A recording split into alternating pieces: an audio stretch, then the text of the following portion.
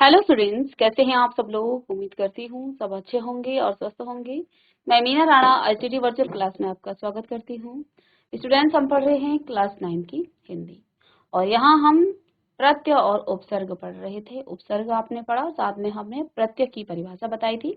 तो जब आप किसी मूल शब्द के आगे कोई शब्दांश लगाते हैं तो वह आपका उपसर्ग कहलाता है।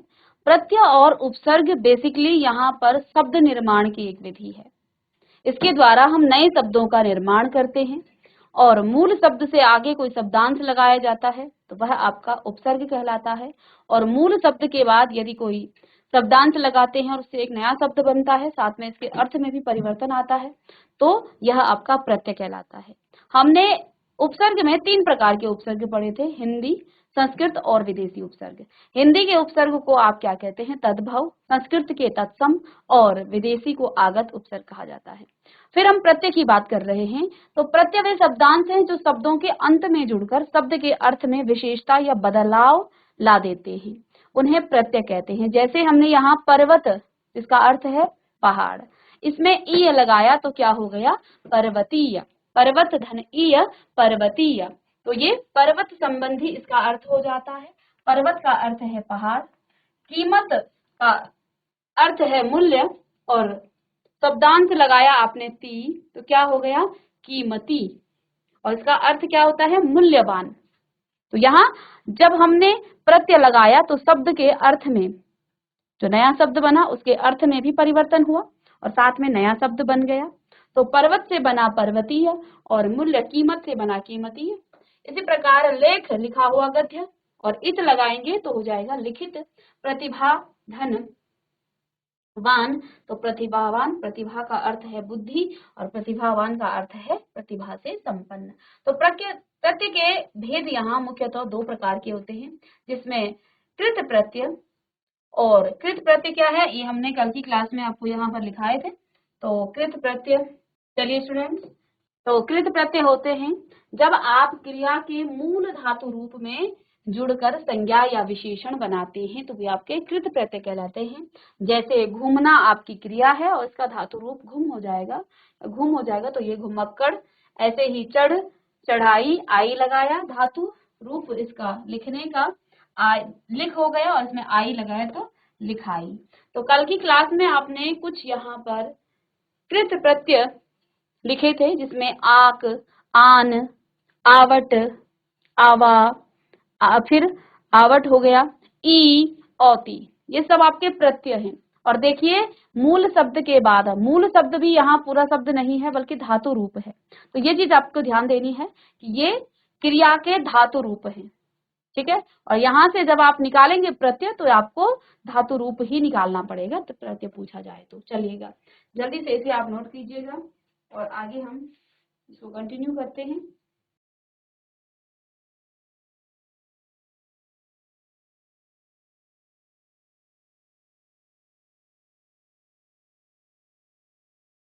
बच्चों यहाँ पर इसमें कृत प्रत्यय में भी ये आपके हिंदी के प्रत्यय हैं, ये आपके हिंदी के प्रत्यय हैं। चलिए, कृत प्रत्यय में ये आपके हिंदी के कृत प्रत्यय हैं, ठीक है। विशेष रूप से यहाँ पर 2 प्रत्यय होते हैं, कृत प्रत्यय, और इसके भी पहला खंड है क। हिंदी के कृत प्रत्यय ये हमने कल की क्लास में बताया, जिसमें अक्कड़, तो भुलक्कड़, घुमक्कड़, बुझक्कड़, ये नए शब्द बने हैं जो प्रत्यय युक्त शब्द हैं। अंत, तो रटंत, गढ़ंत, आई, चढ़ाई, बढ़ाई, लिखाई, इससे नए शब्द बने, ये आपने कल भी कर दिया है। आंख से बन गया आपका तैराक, चालाक। आन से आपका कटान, चालान और उड़ान। आवट से गिरावट, तरावट और बनावट, बुनावट इत्यादि। आवा से बुलावा, दिखावा, पहनावा, और भी शब्द आएंगे, इत्यादि करके छोड़ देंगे। आवट से घबराहट, घबराहट, मुस्कुराहट और सुगबुगाहट। ई से आपका हंसी, घुड़की, भपकी। औती से मनौती, फिरौती, बपौती, कटौती। वाई, कटवाई, सुनवाई, बुलवाई, लिखवाई। अन मनन चिंतन पूजन। आ सोचा देखा चला लिखा पढ़ा। आऊ बिकाऊ चलाऊ खाऊ टिकाऊ। आकू पढ़ाकू उड़ाकू लड़ाकू। आओ बहाओ कटाओ खिंचाओ। आवना लुभावना सुहावना डरावना। आलू से दयालु कृपालु और झगड़ालू। ठीक है, फिर ईयल से दड़ियल मरियल और अड़ियल सड़ियल इत्यादि शब्द ईयल प्रत्यय से बनकर मिलकर बने हैं।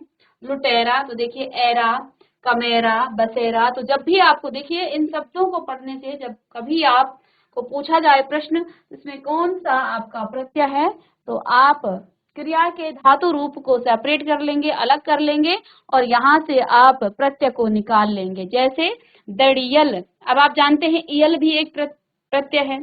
ठीक है, दड़ियल तो इससे आप ईयल प्रत्यय निकाल लेंगे। मरियल अड़ियल। ठीक है, अब इसके बाद नेक्स्ट है हेडिंग डालेंगे संस्कृत के कृत प्रत्यय। संस्कृत के कृत प्रत्यय। कृत प्रत्यय भी दो तरीके के, हिंदी के और संस्कृत के। संस्कृत के कृत प्रत्यय, तो पहला प्रत्यय है बच्चों अन। ठीक है, तो संस्कृत में जैसे हम कहते हैं ना गमन, क्या कहते हैं गमन नमन, है ना, तो इनके धातु रूप क्या हो जाएंगे? गम नम जल पठ लेख। ये संस्कृत के शब्दों के धातु रूप होंगे। अब संस्कृत में जाने को क्या कहते हैं? गमन। ठीक है, नमन नमस्कार को प्रणाम को नमन। ठीक है, जलन पठन लेखन ये संस्कृत के शब्द हैं। यहाँ धातु रूप अलग निकाल देंगे तो देखिए यहाँ से क्या हो जाएगा बच्चों, ये गम धन न अन गमन, गम धन अन गमन, ऐसे ही नम धन अन, फिर ये क्या हो जाएगा नमन, जल धन अन जलन, पठ धन अन पठन, लेखन लेख धन अन लेखन। तो इस तरह से मैं यहाँ पर भी लिख देती हूँ। जैसे आपके पास गमन ये संस्कृत का क्रिया शब्द है, ये संस्कृत का क्रिया शब्द है। अब हम क्या पढ़ रहे हैं? संस्कृत के कृत प्रत्यय पढ़ रहे हैं, तो यहाँ पर भी धातु रूप ही लगेगा जैसा कि हमने पहले बताया था हिंदी में। तो गमन का धातु रूप हो जाएगा गम और इस पर आप अन लगाएंगे, अन लगाएंगे, जोड़ने के बाद क्या बन जाएगा? पुनः गमन। ठीक है, तो ये संस्कृत का शब्द था गम, इसका धातु रूप है, क्रिया रूप तो ये है गमन। नमन, नमन का अर्थ होता है नमस्कार करना प्रणाम करना, तो नमन, नमन आपका ये क्रिया रूप है, क्रिया है ना, ये क्रिया शब्द है, इससे धातु रूप हो जाएगा नम, तो इसमें अन लगाएंगे तो पुनः नमन ही हो जाएगा, और नमन। चलिए, ऐसे ही पठन लेखन इत्यादि शब्द इसमें आ जाते हैं। अनीय, अनीय, अनीय, पूज धन नीय पूजनीय, पठ धन नीय पठनीय, गम धन नीय गमनीय, दर्शन में नीय दर्शनीय, उक प्रत्यय भाव धन उक भावुक, इच्छा धन उक इच्छुक, भिक्ष धन उक भिक्षुक, य प्रत्यय देय पेय गेय अजेय। ठीक है, गेय पेय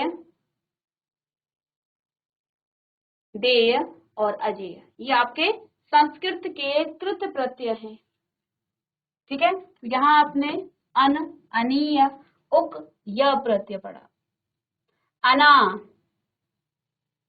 अना प्रत्यय से बनने वाले नए शब्द कामना, आराधना और साधना, आ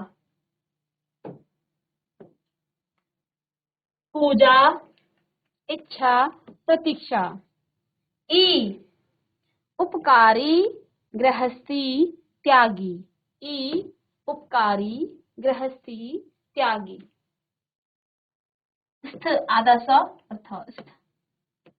निकट, निकटस्थ, निकटस्थ, गृहस्थ, दूरस्थ, स्थ, निकटस्थ, गृहस्थ, दूरस्थ।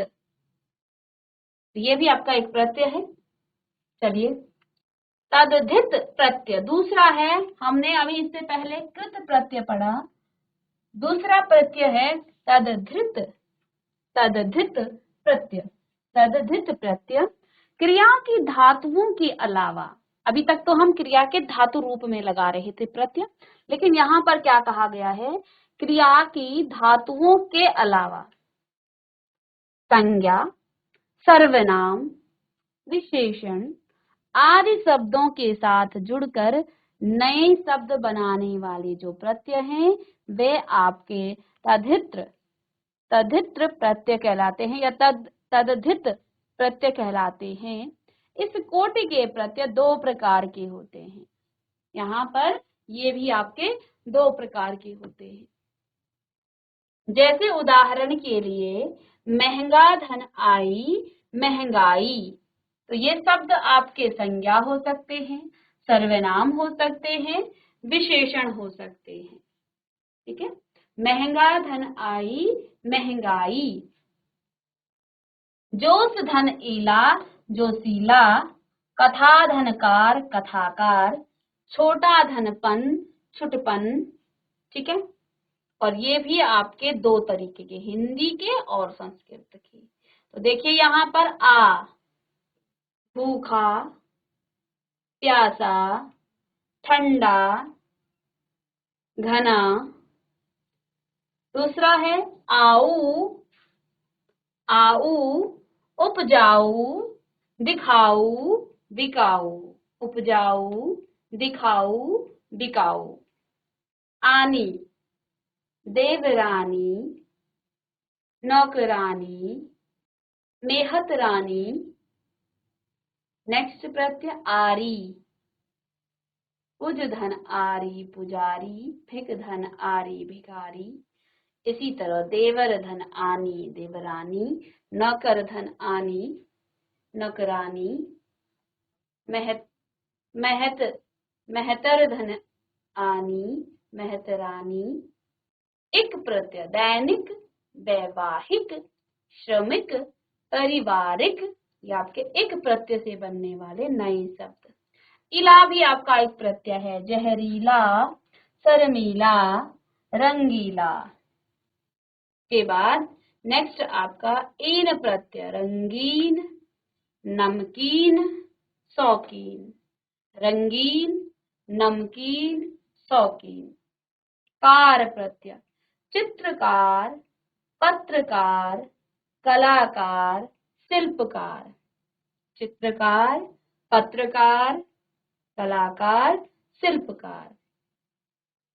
तया, मुख्यतया, साधारणतया, पन, अपनापन, पागलपन, बचपन। वाला, गाड़ी वाला, रद्दी वाला और फल वाला इत्यादि। हारा, सर्वहारा, लकड़हारा, सर्वहारा, लकड़हारा। चलिए, आई, बुराई, चतुराई, महंगाई, लंबाई। आना, तो देखिए जुर्माना, शर्माना, घबराना, सब में आना आ रहा है बाद में। ऊपर देखिए आई, बुराई आई, चतुराई आई, महंगाई आई, लंबाई, सब में आई प्रत्यय आया। ठीक है, तो ये आपको देखना है। आर, लुहार, सुनार, कुम्हार, तो सब में हार, नार, हार। आर का उच्चारण आ रहा है। आहट, गरमाहट, चिकनाहट। इत, तो यहाँ पर देखिए पठित लिखित, रचित और कथित, सब में इत प्रत्यय आ रहा है। ठीक है। एरा, ऊपर भी आपने पढ़ा था, लुटेरा, चचेरा, फुफेरा, ममेरा। का प्रत्यय पाठक, पाठ धन क, पाठक। लेखक, सब में क, धावक। ठीक है। गर, कारीगर, बाजीगर, जादूगर। दार, जमींदार, फलदार, पहरेदार। नेक्स्ट है आपका वान प्रत्यय, तो धनवान, बलवान, गुणवान, हार, सृजनहार, होनहार। तो सब में हार, सृजनहार, होनहार। ठीक है। धनवान, बलवान, गुणवान, ये वान प्रत्यय से हार। इसके बाद संस्कृत के प्रत्यय हैं। हमने कृत प्रत्यय भी दो तरीके से पढ़े, हिंदी के कृत प्रत्यय और संस्कृत के कृत प्रत्यय। तदधित प्रत्यय आपके दो तरीके, हिंदी और संस्कृत की अब हैं। अब इसमें देखिए, श्रद्धा धन आलू, श्रद्धालु। दया धन आलू, दयालु। कृपा धन आलू, कृपालु। ठीक है।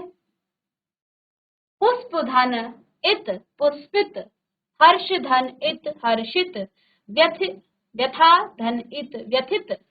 तो यहाँ इत प्रत्यय से बनने वाले नए शब्द और साथ में ये आपके संस्कृत के शब्दों के साथ लग रहे हैं, इसलिए संस्कृत के प्रत्यय हैं। इमा, लालिमा, कालीमा, हरितिमा। तम, उच्चतम, निम्नतम, लघुतम। उच्चतम, निम्नतम, लघुतम। त्व, गुरुत्व, लघुत्व, महत्व। और वान से बना आपका दयावान, धनवान, बलवान। दयावान, धनवान, बलवान। ठीक है। दयावान, धनवान, बलवान। तो इस प्रकार से बच्चों आपने उपसर्ग और प्रत्यय पढ़ लिए। हमने उपसर्ग की परिभाषा और उपसर्ग और प्रत्यय शब्दों के निर्माण करने की विधि है। शब्दों का निर्माण करने की एक विधि है उपसर्ग और प्रत्यय। अब उपसर्ग में आपने पढ़ा कि मूल शब्द के पहले शब्दांश लगता है तो वह आपका उपसर्ग कहलाता है। प्रत्यय मूल शब्द के बाद लगता है, जो आपका शब्दांश है वो प्रत्यय कहलाएगा। आपने उपसर्ग के 3 प्रकार के उपसर्ग पढ़े, जिसमें आपके हिंदी के, संस्कृत के और विदेशी। लेकिन प्रत्यय आपके 2 तरीके के हैं, जिसमें कृत प्रत्यय और तद्धित प्रत्यय हैं। कृत प्रत्यय भी 2 प्रकार के, आपके हिंदी और संस्कृत के, और तद्धित प्रत्यय भी आपके 2 प्रकार के, हिंदी और संस्कृत के। तो आइए उपसर्ग और प्रत्यय पर आधारित कुछ आपके बहुविकल्पीय प्रश्न कर लेते हैं। तो आइए, पहला प्रश्न, उपनाम शब्द में उपसर्ग है। चलिए, उपनाम उपसर्ग में, शब्द में उपसर्ग है। ओ, उ, उ, उपी और उप। तो अब प्रश्नों के द्वारा ही आपको और समझ में आएगा। तो उपसर्ग है, उपसर्ग की बात हो रही है, तो उपनाम है यहाँ पर, उपनाम। तो हमने क्या कहा था, जब भी आप किसी भी शब्द से क्या निकालते हैं, उपसर्ग निकालते हैं, सबसे पहला काम आपका, उससे आप एक सार्थक शब्द निकाल लीजिए। तो देखो, पनाम तो कोई शब्द नहीं है, नाम जो है यहाँ एक सार्थक शब्द है। तो नाम को अलग करने से यहाँ बन गया है उपधन नाम, अर्थात ये बन जाएगा आपका उप, इसका उपसर्ग। तो मूल शब्द यहाँ पर क्या है, नाम है। ये आपका मूल शब्द है, ये आपका मूल शब्द है। और ये बेटा आपका उपसर्ग हो जाएगा, ये आपका उपसर्ग हो जाएगा उप। ठीक है, उप यहाँ पर इसका उपसर्ग है। चलिए नेक्स्ट प्रश्न, किस शब्द में सु उपसर्ग का प्रयोग नहीं हुआ है। किस शब्द में सु उपसर्ग का प्रयोग नहीं हुआ है। तो देखिए यहाँ पर सु धन नार, सुनार, तो सुनार में कौन सा उपसर्ग होगा फिर? तो बेसिकली बेटा यहाँ पर सुनार में कोई सा भी उपसर्ग नहीं है। इसने कहा पहला सुनार में कौन सा उपसर्ग, देखो इसमें सुनार में नहीं है उपसर्ग। यहाँ पर देखिए कांत, सु धन कांत, इसका हो जाएगा क्या? सु धन कांत, ठीक है। इसका हो जाएगा सु धन मन, ये उपसर्ग है, सुमन, सु धन मन। और यहाँ पर सु धन शील, शील।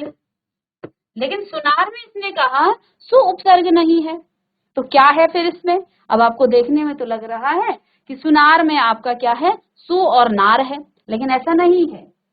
ये जो है ना, इसमें कोई भी उपसर्ग नहीं है, इसमें कोई भी उपसर्ग नहीं है। इसमें उपसर्ग नहीं है तो क्या है फिर? इसमें अगर उपसर्ग नहीं है तो है क्या इसमें? इसमें आपका सोना धन आर, सोना धन आर मिलकर बनाते हैं सुनार।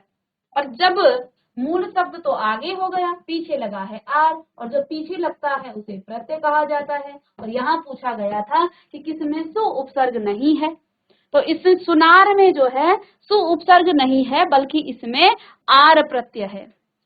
तो यहाँ क्वेश्चन में, प्रश्न में यहाँ पर आपको डाउट्स होते हैं, तो लिख लेंगे सभी में यहाँ पर आपके सु उपसर्ग हैं, लेकिन इसमें कोई भी उपसर्ग नहीं है, इसमें आपका प्रत्यय है सुनार, सोना धन आर सुनार। चलिए तो नेक्स्ट प्रश्न, प्रत्याशा शब्द में प्रयुक्त उपसर्ग है, तो इसमें कौन सा उपसर्ग है प्रत्याशा में?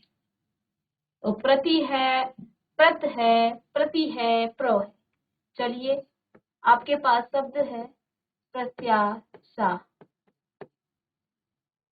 प्रत्याशा, तो इसमें उपसर्ग बताना है आपको। तो सबसे पहले यहाँ से आप क्या निकालेंगे? मूल शब्द, मूल शब्द आप पीछे से निकालेंगे क्योंकि इससे आगे तो इसका उपसर्ग होगा। तो इससे आप यदि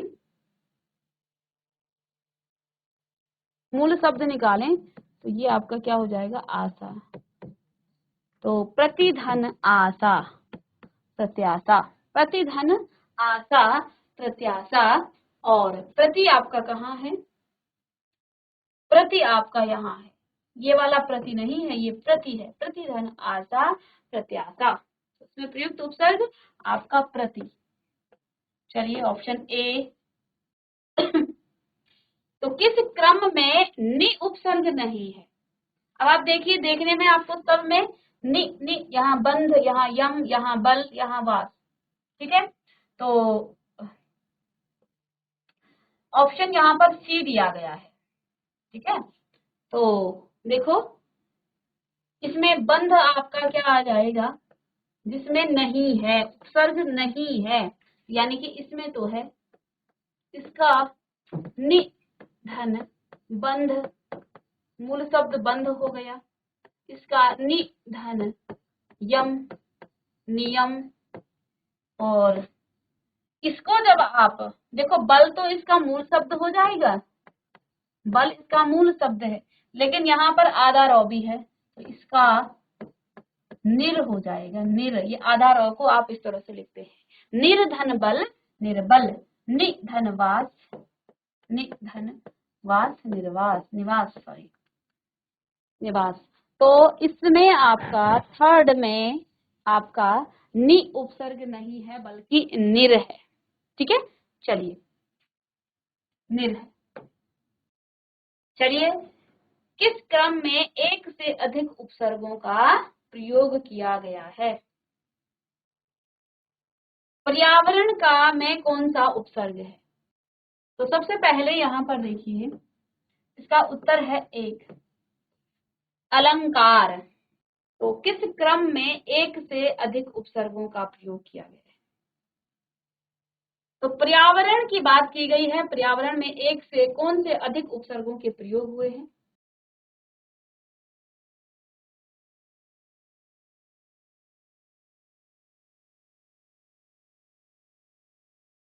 ऐसा क्या कहा है क्वेश्चन में? प्रश्न को थोड़ा समझें।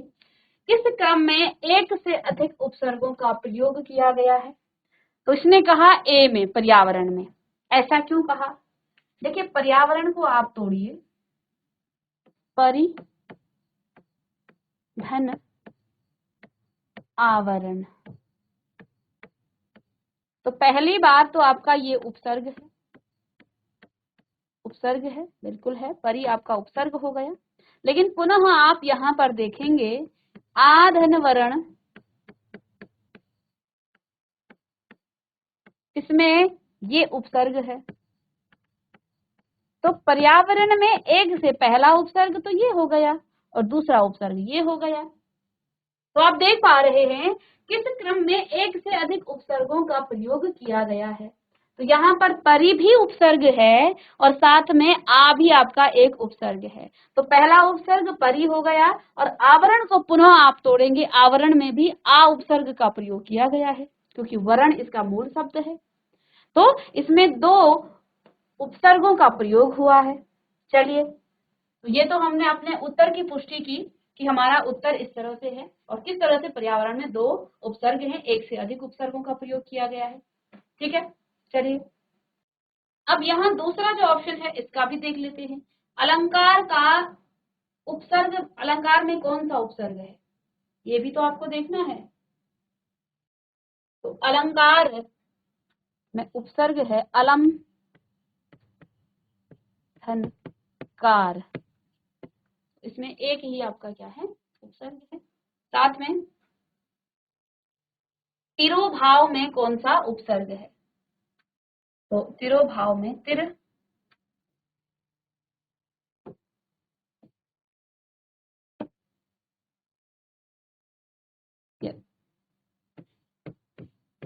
तिरह धन। आविर्भाव में कौन सा उपसर्ग है? तो इसमें उपसर्ग हो जाएगा अविर धन भाव, अविर धन भाव। ठीक है, तो ये सभी उत्तर तो आपका ए है। इसमें दो जो है आपके उपसर्ग प्रयोग हुए हैं, परिधन आवरण से मिलकर पर्यावरण बना और आवरण भी आपका आधन वर्ण से, अर्थात इसमें एक से अधिक उपसर्ग का प्रयोग किया गया है। ठीक है, चलिए अब यहाँ उपसर्गों की परिभाषा आपको दी गई है। क्या लिखा है? उपसर्ग वे शब्दांश हैं जो शब्द के बाद जुड़ते हैं, शब्द के पहले जुड़ते हैं, शब्द के बीच में आते हैं या कोई शब्दांश नहीं जुड़ते हैं। तो आप जानते हैं उपसर्ग जो शब्द के पहले जुड़ते हैं। तो दूसरा आपका उत्तर यहाँ पर सही होगा। चलिए बी उत्तर आपका यहाँ पर सही होगा। एक वाक्य लिखा है यहाँ, जो शब्दांश शब्द के प्रारंभ में जुड़कर उनके अर्थ में परिवर्तन कर देते हैं या उसमें विशेषता उत्पन्न करते हैं, उसे क्या कहते हैं? उसे संधि कहा जाता है, उपसर्ग कहा जाता है, प्रत्यय कहा जाता है या समास कहा जाता है। तो संधि तो आप जानते हैं जहां पर दो वर्णों का मिलान होता है उसे संधि कहते हैं। और आप जानते हैं उपसर्ग जहां हम किसी शब्दांश को किसी शब्द के पहले जोड़ करके उसके अर्थ में परिवर्तन कर देते हैं या उसमें कुछ विशेषता आ जाती है, वही आपका उपसर्ग कहलाता है। प्रत्यय आप जानते हो बाद में जुड़ता है। समास जो है दो शब्दों के बीच के जो विभक्ति चिन्ह है उनका लोप किया जाता है। तो यहाँ पर आपका उपसर्ग इसका उत्तर होगा, तो लिखिएगा उपसर्ग। तो ये तो हमने उपसर्ग की परिभाषा ही पढ़ी थी। चलिए, तो आगे भी इसमें कुछ प्रश्न हैं उपसर्ग से संबंधित और हम प्रत्यय और उपसर्ग दोनों से संबंधित प्रश्न लेके आएंगे जो कि आपके बहुविकल्पीय होंगे और इससे आपके उपसर्ग और प्रत्यय का जो कॉन्सेप्ट है वो आपका क्लियर हो जाएगा। मिलते हैं नेक्स्ट लेक्चर में, तब तक के लिए थैंक यू।